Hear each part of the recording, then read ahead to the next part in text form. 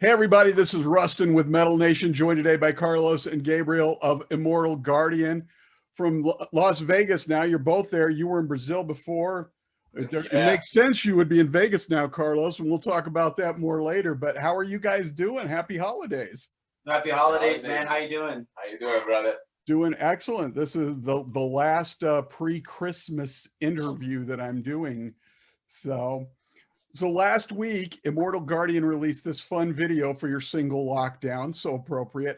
Yeah. How are you guys doing in lockdown, and how has it sort of impacted you overall, mentally, emotionally, and creatively? Tongue-tied. It's been pretty wild, this definitely I never knew what an anxiety attack was until this year. There's been all sorts of Yes. new emotions stirred to the pot, that it's kind of been crazy. So who would have thought that just sitting at home for so long would literally make you go crazy, and just not seeing your friends and family and Yeah, man. playing shows and everything. It's been pretty wild, man. It's been insane, man. With all these shows that we had this year scheduled, and all the plans that we had on the table and whatnot, but it kind of sparked us, in the creative aspect to kind of have an answer to it in the musical aspect, and so we had much to write about. We had a bunch of experiences with friends and with other bandmates and other bands and other friends that really sparked this whole all these questions about this new age of history of mankind. It's certainly a very weird time for sure. Weird blessing. Like if it wasn't for the pandemic, we wouldn't have Psychosomatic. So in a weird true. way, it kind of worked out. Yeah, dude. Well, Totally. perfect. So, let's talk about then. Because you guys had an amazing response to your debut album, and you set the bar pretty high for Psychosomatic. And after spinning it several times the last couple of days, I'd say you guys equaled, if not bettered, your previous record. So let's set the table for this. You guys were actually working on your sophomore record pre-COVID, I believe. When the pandemic hit, you scrapped that and wrote and recorded Psychosomatic instead. So let's unpack this one piece at a time. How far did you get into the pre-COVID recordings before you decided to pull the plug on what you were doing at the time? We pretty much had the whole album done. Yeah, we pretty much had the whole record done. But it just like the feeling, it just didn't feel right. Like once we kind of saw what was happening in the world, I was like, we can put these songs out. It just doesn't. These songs are made for this other world, and now that we're in this new world, we need to make songs that go to that. And number two, what else are we doing, guys? Like if we don't make a record, we're gonna go crazy. So as we're experiencing this, maybe we should write music. And that was kind of like the goal. Like we had a meeting, and like right when the tours were all canceled around March, April, we're like, okay, this is looking pretty serious. Everybody down to do a new record, and we kind of see how it goes. If there's no, end of the world, we'll finish it by the end of the year. Yeah. Exactly. That's pretty much it. The whole vibe completely changed. We thought that was more important for us to put something that would be more relevant to the time. Like Gabriel said, the theme of the album that we wrote, didn't really go along with what's going on in the world. So when the idea of Psychosomatic, we discovered how like the feelings and the fears and everything that can be psychosomatic, that's what the theme of the album was. And we saw a bunch of friends go in this spiral, like getting crazy, and a bunch of friends and promoters and book agents and venue owners and everybody that we saw in the scene that we knew for years. We're just getting out of business and all these things. When I finished recording the album, I got like just a week to prepare for this tour in Brazil with the Philharmonic Orchestra in March.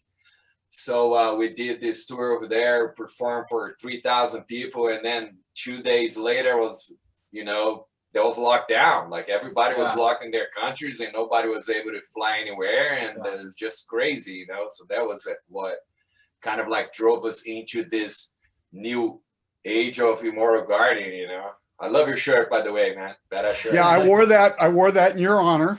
So. Oh, man. since I don't have an Immortal Guardian shirt, I had to go with this. Give us your address after this, and we'll send you one. Yeah, totally. So with the other album that was mostly complete, did you just shelve everything from that, or did you repurpose some of the music to fit what you were doing? No, yeah, it's literally, I like to look at it like those TV shows, especially nowadays with Netflix. There's a lot of TV shows where like every season is a whole new story. It's like the same actors, same vibe, but it's just a whole new story. We kind of just got that story, and we're like, okay, that's the next season. We'll just, and let's write a season that more goes with what's happening, if that makes any sense. There you go. So your third album came second. Your second album will come third. Yeah, exactly. Pretty much. But at the end of the day, it's the same members, same vibe. So like the songs are the same. It's just like the message was just kind of like, it was just appropriate. And I'm glad we did, because now that I listened back to the other one, it just completely makes sense. Like we doubled down on the idea, and like, okay, yeah, this was the right move, because the atmosphere completely changed too, because I almost feel like the other album we were writing, we had a bunch of stuff that we were been already working at that time for a couple of years. Yeah. And then we had, some ideas that were started written, back in the day, where we had, different composers involved and whatnot. But then writing the new album with Josh and Justin was a complete different vibe. He brought because we thought, there's nothing that could be more evident, for the time, that more relative to the time, than get those guys involved right now, and they were super pumped up. We were about to hit the road, and we were in a complete different vibe. I mean, it wouldn't make sense to release that, the other album that we kind of, started working on and whatnot. But, it was just on a time that we just got out of NAMM, we were hanging together there. We were jamming together. The atmosphere was completely like, the vibe couldn't be better, And then we had all these things going on, and then all of a sudden, our drummer lives in Montreal, Canada, and our bass player lives in South Texas. So just to see these guys in person, we were at NAMM, like, oh my God, like here we are in person, like this is so cool. We did like some little, NAMM performances, some booth kind of stuff, and it was cool because we had already wrote so much music together, but NAMM was the first time we were like physically playing together. So we were more surprised than the crowd was. We're like, whoa, this is cool. Like, the chemistry was amazing, man. There was something really magical, man, that's never happened before with me, in 25 years career. That was great. Very fortunate that we because I had a drummer from Montreal before the pandemic, we were kind of already getting used to writing stuff over the internet. So like, when the pandemic hit, it was just kind of like, well, I guess we'll just keep doing what we've already been doing. Yeah. But we were hoping on this record to have flown somewhere together to work on the record, but we just kept doing the over the internet thing, Exactly. It's just been that's honestly how like the Zoom video came to be. It was like, isn't this funny, guys, that we have so many conference calls just to talk about? I'll sit with the drummer just to call him and go, all right, the third chorus, the ending, instead of going dun dun dun dun dun dun, it needs to go dun dun dun dun dun dun. Okay, and he writes it down or whatever. And I was like, wouldn't it be funny if just so many people saw how we did this? Like they would think we're crazy, and then it kind of sparked a music video, and then it was a fantastic video too. So you did a nice segue there though for me. So thank you very much. You have two new members of the band from the first record, one in Montreal, Justin, and Joshua down in South Texas. How did that sort of evolve and come to be, and what do they bring to the table? I believe Joshua helped you produce the album. That's right. Josh is just a genius. I mean, that guy can make anything sound even 10 times better. You just give him something and he just can polish it so well. So Josh has always been our guy since age. And then all my YouTube videos, like when you see the Bohemian Rhapsody or like any of the shred videos, the guitar keyboard stuff, like 99% of them were mixed by Josh. So we started like that, and then he started doing Immortal records, and then I was like, hey, can you just join the band, like please? And he turned it down a few times. You know, he's a very busy guy. You know, he's obviously a studio engineer with like a full schedule. And then we were at NAMM, and our new bass player couldn't make it to this thing. This guy we were trying out, and then coincidentally, Josh was right there. And I go, Josh, we got to perform right now, and brother man is just not going to be able to make it, man. And he was like, okay, I guess I will join the band. Let's just so right he now. grabbed, like, he literally, we were performing at this in-ear monitor company, and he ran to his booth, the Legator booth, and grabbed a bass really quick. I ran to Kiesel, grabbed the guitar. We met back at the same, and I'm literally sitting behind the stage going, you know these songs, okay, this is an A, and this goes to an F, and whatever, and we played 2 songs, and then that was it. We felt that magic, and Josh was like, I'm in, dude. Yeah, let's do this shit. So we shook hands, and he was in the music video that night that we had scheduled to film in a studio in LA. Yeah. And then we had all this touring scheduled, so we're like, yeah, man. So now you're the bassist / engineer, and then that's how that happened. Yeah. And with Justin, man, we went through like this crazy just nationwide search, and then we started going international. Like, you know, we'll deal with the visa if it's just the right guy, you know. And yeah, dude, we were working with auditioning, you know, players from, you know, Russia, Brazil, Europe, and like Canada, and a bunch of other drummers, and it took quite a bit, man. Yeah, we were, you know, they were sending videos of them playing the songs live and everything, but man, when we heard Justin, it was a no-brainer, man. Yeah, it was quite a decision right there. We asked everybody to learn like 2 or 3 songs, like, yeah, just learn these 2 songs, whatever, and then the third one is like a creative, like, write to this music.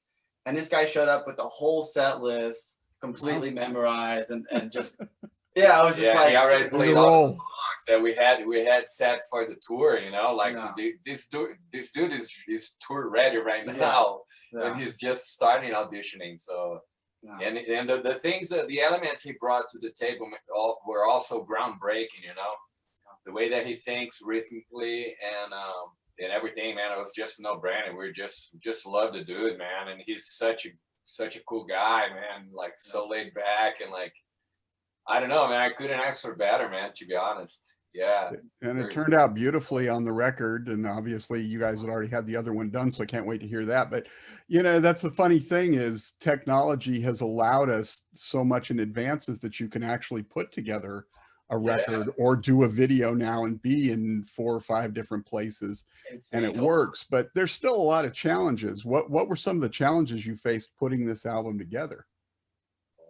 Just a lot of the back and forth, you know, like there's so many things that could be. Fortunately, Zema and I are in the same city, so like whenever we're working out stuff, it flies by fast. But whenever we're doing anything with Justin, like I said, it needs to go da-da-dun, da-da-dun, not dun-dun, da-da-dun. Oh, okay, like this, and then he'll do his part, then he'll show me, and then he'll send it to me, and then I'll listen, and I go, kind of like that, but you know what, let's go with yours, whatever. There's a lot of that kind of like, let's just do that, because, oh my God, we're going to sit here for like 20 emails or whatever, going back and forth just to get like I don't know, 5 seconds of music, and we're very particular on every rhythm, every harmony, everything, you know. So and also time zone, man. Time zone was another thing that was kind of, you know, challenging to find, you know, the available time for all the members to be, you know, sitting down and doing it.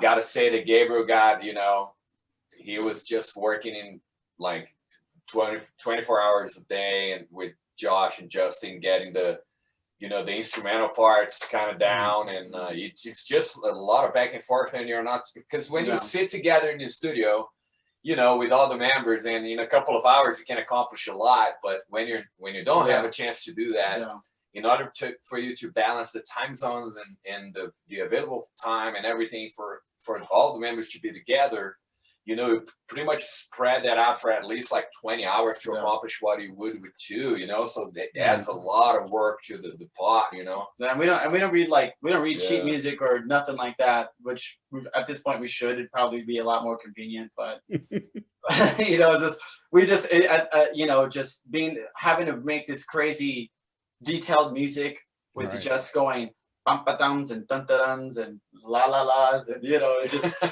it takes a minute.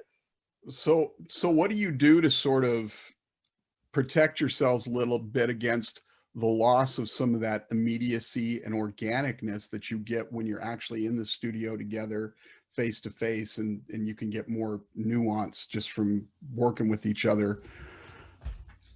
Well, I think most of it that I see, because all my bands I've worked before, we've worked with, when I first joined Immortal Guardian, I was in Austin, Texas, and they were in San Antonio. So like I would go like on a Friday night and spend 3 days there sleeping in this storage unit, and we would be jamming the whole entire time. But I think because we have holds, you know, we got a hold of especially Gabriel and Josh, because they're so advanced in the production side, you know, they can pretty much like, you know, be playing live with each other for a bit, and then, you know, get into, we discovered a lot of tools that we could actually jam together live for that stretch of time. You know, it's like when you sit with the drummer only and guitar and drummer to tie up the chugs and whatnot. Gabriel did a lot of that. Yeah, there's a lot of one-on-one. So like our bass player would work with the drums a lot, and as guitar would work with a lot with the bass direct. You know,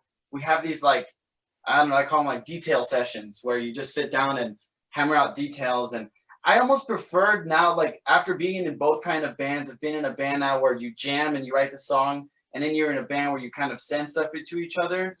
I've almost preferred the new way, because when we used to jam, sometimes it can go into just like endless fun rather than like, hey man, this is the riff, here's this chorus. I mean, that's how we write a lot of our songs. It starts with one person going, I have this full idea, what do you guys think? And then everybody else just kind of throws stuff, and like almost never does a song ever get presented to the band and it's the same thing at the end. It's always stretched like 20 different ways, but we all like each other's taste, so there's never any like, that's a dumb guitar line, or I don't like that beat. It's always just kind of like, throw it on there, man. Yeah, that's cool. Okay, that's what we're doing. And then that's kind of the collaborative effort. So maybe we're not doing the nuances in real time, but we kind of, everyone in the band has like freedom to kind of just feel the vibe. Just feel the vibe, you know. It almost feels like if when you're jamming together in a room, and you know, you have more of like a pressure of the momentaneous kind of like coming with an idea on the spot. But like it's almost like when, you know, you work, Gabriel, for example, works out with Justin, and they work these rhythms and whatnot, and then Justin is gonna sit on it for like the next day when they're gonna do it again, and then he's gonna be like, you know what, dude, I think on this part, man, because they're always recording on the click, right? So we usually like we sometimes change the BPMs and whatnot, but it's always on the click. So it's like that makes it a lot more productive in my point of view, to be honest. Where you know, the energy of the liveness and this that you're talking about, the jam aspect of it, I think it just adds up, because you also can be locked up in your own vibe and control your own time to come up with the ideas, you know. And it's almost like, dude, I totally had this moment yesterday, man, and I wrote this badass fills and these drums and whatnot, and then when it comes the next day, it's almost like you actually got ahead of the game a little bit, you know. And it kind of works like that sometimes. I think the energy actually was changed to the better in the jam aspect. You know, I almost feel like productivity was 1,000%. I mean, I cannot believe that we wrote an entire record in this amount of time. You know, like that is unheard of. In the Immortal Guardian, we like to take our time doing stuff, whatever, but I don't even feel like we really rushed it. It just felt, I guess, because we were home so much, you know, like didn't realize how often we're not home that we don't have the time to sit and just write. And now that we did, it was like, wow, like, you know. And maybe it also helped that we did this internet thing, because when you're jamming, like I said, it can just kind of just go forever. But when you have a riff, it's like a baton. All right, here's my part. Where's your part? All right, give it to him. All right, do you have your vocals on it? All right, and it just goes in circles till it's done. Next song, you know. Except you got 10 different races going at one time, but exactly. And also, like, sometimes we also didn't respect like order of songs. Let's work on this song now. So we pretty much like had a pile of ideas of probably like 15 songs. And then we kind of pointed out the 10 that were more like, they had more, you know, like more weight to them. Yeah. Right. And then we started working, okay, I got to, you know, song number 3 over here before the birth of the name of the song.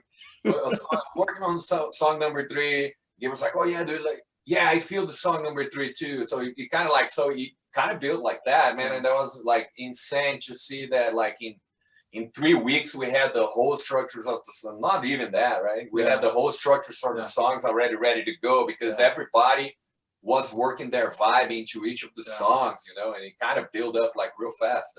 And we also look at it kind of like if you're writing like a show, like a TV show or a movie or something, you have like this list of actors, right? And each one can have their own taste as this guy's the scary guy, and this guy's like the hero, and this guy's the, and that's kind of what we do with the songs. Okay, we have to have like the heavy, fast one, and we have to have this one, and like we kind of lay it out, and then we have our lyric concepts, and then we kind of just start doing that sometimes too. Like, we have these cool lyrics, but you know, we need to find the right instrumental. Like, what would these lyrics sound like? I think if it's right here, and it's a lot of that too. Like, how many times have I Frankensteined a song where I go, guys, the chorus of this song is not the chorus of this song. It's the, you know, it's scratch that idea. But they're like, what are you doing? It's completely different key and everything. I'm like, this is it.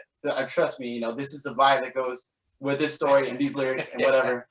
And it's just a lot of that. And everyone hates me for like a few days, but once they hear the result, they're like, oh, okay, you know. Exactly. And we touched on the concept of the album a little bit. Thematically, you wrote it about the pandemic and the events of 2020.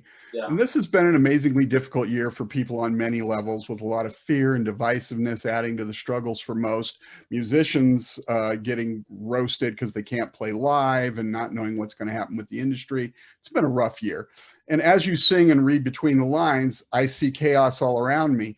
It feels like you were able to tackle all of this, but yet you still maintained a sense of hopefulness and a little bit of that humor you guys hang on to. Was that sort of the goal?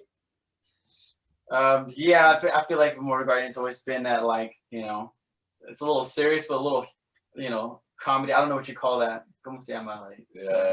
We kind of, I almost feel like where you're tapping at. It's almost like we really wanted to write this out, but we knew how dark we were, this dark place that we are right now, and we didn't really want to dig so deep, you know. We still wanted to make people think about like the presumptions that they have with the news that they get, you know. Like, I remember in the beginning of the pandemic, everybody was controlled by these Google results on the how many people were infected, how many, and then that totally dictated what they're going to do during the day.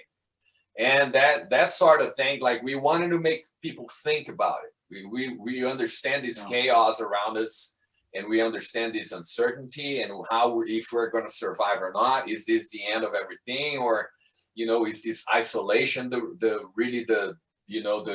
cure, or is this the plague, you know? So then we were like, okay, distancing each other so much, you know, brought us to other tools to reconnect us. And this is what we saw, you know. So we really saw an opportunity that we're about to embrace really, really dark times, and things would just get really worse before they would get better. But this is our chance here to make people think.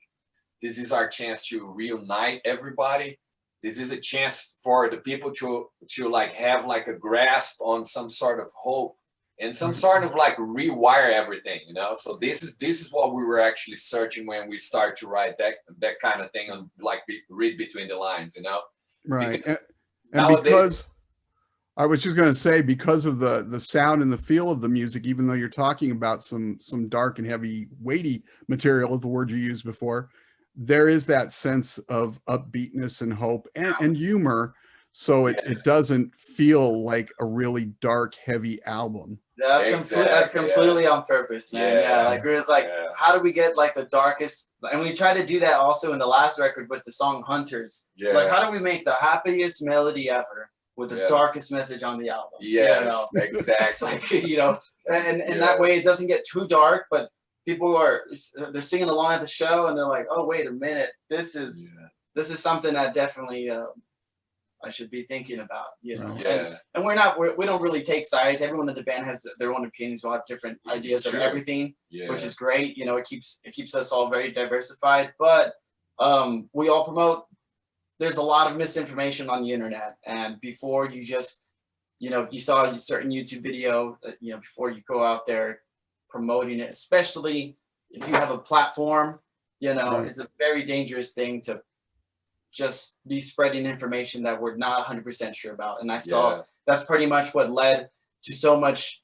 I mean, the virus is definitely something serious, and what happened in the world is definitely something very serious. But I feel like a lot of it could have been, a lot of the panic could have been avoided if it wasn't for like insane amounts of misinformation and panic on the internet. You know? Yeah, man. Right. I think that divisiveness that was created and the fear that went with it, the misinformation, like you talked about, I think that was actually a more deadly virus that we're going to be feeling the effects of for a long time.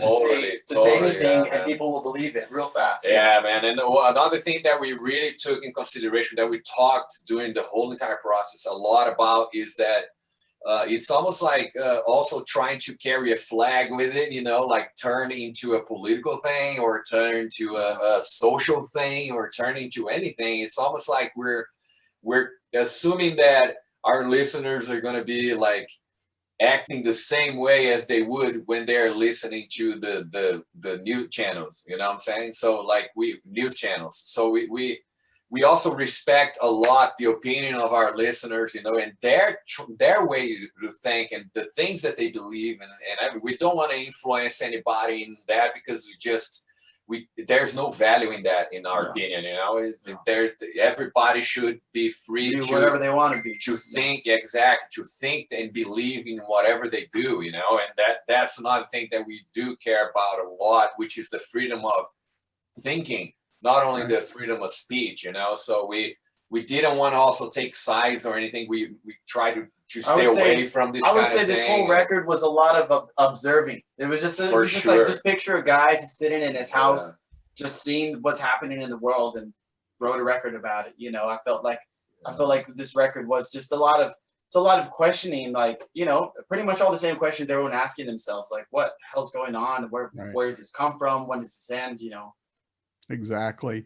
You guys were fortunate enough, or I should say the listeners are fortunate enough. You had a couple of nice guest cameos on there. Marcello Barbosa from Angra is on there. And of course, congratulations on the engagement. Your soon to be better half, Mary Zimmer of Helion Prime. Here's on Goodbye to Farewells. And I wasn't sure what to expect when I saw that, because I didn't know if we were going to get old school Mary with the harsh guttural vocals, or if we were going to get new school Mary with the Helion Prime power metal vocals, the cleans, but we got the old school, and it added sort of a nice touch. Yes, definitely did, man. She's awesome. Yeah, it turned out really well. And again, congratulations on that. I have to ask you guys, making this album, did you guys get any sort of catharsis in doing this, sort of an emotional and mental purge of frustrations? Yeah, for sure. I mean, I went through like honestly, like this making this record was the only thing that kept me like sane. Like literally, like I've never in my life experienced depression or anything slightly like it till this year. Like it was just like when your whole career and everything, and not just us, I mean literally everyone else, everyone in our field, everyone in the world, everything gets like swiped under you. You have this feeling of like, what in the world just happened? Did everything I work up till just vanish, you know? So when we started working on the record, I had this sense of like, okay, this is the purpose. This is why all this happened. We need to make this record, blah, blah, and, you know, and all of a sudden, I mean, we went through a roller coaster of emotions. I don't know about you, but I went through a whole lot, you know, and then when it was over, it was just like the greatest emotion of the whole year. Just turning that in, like, was like, oh my God, here it is. Yeah, I think the biggest you know, the biggest conflict that we had during this period of time was the fact that music became this thing that is not essential. Does that make sense? Slap in the face. In the whole entire kind of like aspect of things that you can imagine in every contest. So I think that during this period of time, also in Psychosomatic, we started working on it, and the involvement that, you know, especially Gabriel and Josh, like, of course, me and Jesse, we also, like, you know, just went head into it. But the thing that we really took care of during this period of time was to make sure that everybody would understand, as we do, how essential music is, you know. Right. We understand that, like, you know, the business side of essential is one thing, but like in how, you know, because like there's millions of people out there, they're like, you know, missing just the integration that music bring into their lives, you know. The sense of community, you know, the place to go and meet up with the people that like the same music you do, and talk about the music, you know, have like this sit down fucking, oh dude, I love this band and I love that one. Oh man, do you remember that one? Oh dude, that show. Oh, you know, like all these amazing experiences. There are all these things that connect us. We're also taking from us, even if you're not a musician, you know. So that was another thing that we were in a conflict here, because I mean, right before the pandemic, I just abandoned everything to do music full time, you know. And Gabriel's been doing it for a few years already, and like, you know, Josh is doing that too. And like, I mean, everybody in the band are professional musicians, and we really depend on it, you know. And then all of a sudden, there, you know, a bunch of people out there, they're like, oh my God, so music is not the essential thing right now. We got to focus on surviving and food and this and that. And then all of a sudden, after a couple of months, they're like, dude, I really miss music, man. I really miss this thing. And like, this is what connects us, you know. And I think like during this period of time, also people kind of realize that a lot, you know. Lots of people, you know. Yeah, I was going to say, I think, and that's a nice way to bring it full circle, because I've stolen you guys for like over half an hour now, is, you know, in the big scheme of things, in terms of what's going on right now, music maybe not so essential to daily stuff, but music's like oxygen. You need it like air to breathe. And I think everybody has used music in many ways, even though we can't go to concerts, to make ourselves feel better and to get through some of the emotions that we're going through. And I think it's, as much as we struggled with a lot of the other stuff, and that's why I said there's a little bit of that hope and humor in there, is it's important to remember and be thankful right now for what we do have. We have roofs over our heads. We have jobs. You're able to create music right now. You just got engaged. You got to play with your old band on stage in front of an orchestra as this was about to happen. And you got to spend that time with people you care about and love and have family with. And I tell my wife almost every day, we're blessed that we could go through all of this together if we had to go through it at all, you know. So I think that's important. And I think this album, in some strange way, even though it highlights the darkness, brings that light for all of us. So I want to thank you guys for making the record, number one, for taking time to talk with us. Before, and I want to remind everybody else that's out there listening, watching, it's important, especially right now, because we don't know what the music industry is going to look like over the course of the next year, to get out and buy the records, you know, pre-order the Psychosomatic and support the bands, get some gear and whatnot. But this the new shirt came in, and we're super stoked about, by the way. Oh, and I was going to ask you guys have already released 2 videos, a 1 lyric video, sort of quasi lyric video. They're all kind of like that. And then the other one, are there going to be 1 or 2 more before the album's out? Because the album doesn't come out till February 12th, correct? Yeah, we have like, we've almost shot a video for every song. Yeah. Oh, wow. Like, because there's nothing else to do. So, you know, we're like, you know, so some are absolutely a lot more higher production than others. So we're kind of just like, you know, pushing these to be this and these to be that, but don't want to reveal too much. But there's definitely a lot more videos and playthroughs and all sorts of cool things coming. Yeah, excellent. So we can look forward to that. So just for fun, before we get out of here, we got Christmas coming up here in just a few days. Do you guys have any unusual Christmas traditions, or do you have mandatory Christmas movies you watch every year?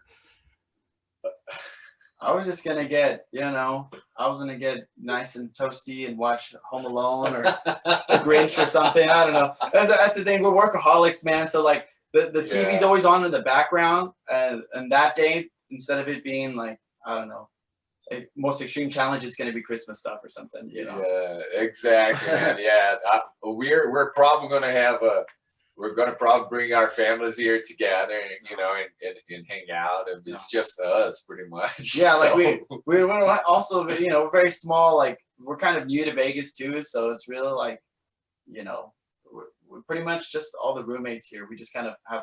Right. We'll barbecue some awesome Brazilian meat. Yeah. And then that's it. That's what we do. Who knows? Maybe you'll get inspired and do a heavy metal Christmas quarantine video or something, you know, some song or something. Who knows? Put a bug in your ear. Carlos and Gabriel, Immortal Guardian, the new album Psychosomatic, out February 12th. There's already a couple singles out you can check out. You can go get on all the band's different links and websites and pre-order it now. Thanks so much for taking the time. It was great to talk with you. The album's fantastic. Happy holidays again. Happy holidays, man. Thank you so much, bro. Take care, you guys. We'll talk soon. Take care, brother. Take care. Have a good one.